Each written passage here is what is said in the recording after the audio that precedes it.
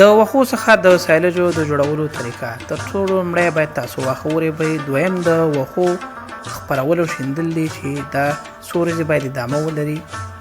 دریم هغه واښه چې ریبل شوي دي هغه د قطار په شکل راټولول دي تر څو وروسته بیا د همدې قطار څخه واښه ټول شي.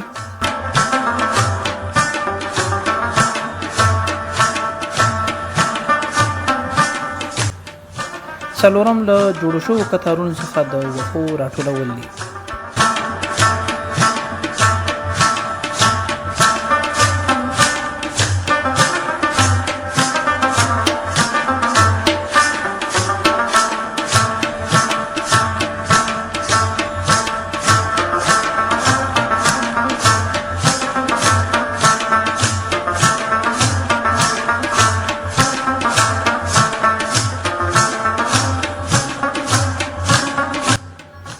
پنځم سیلو ته د وښو انتقال دی.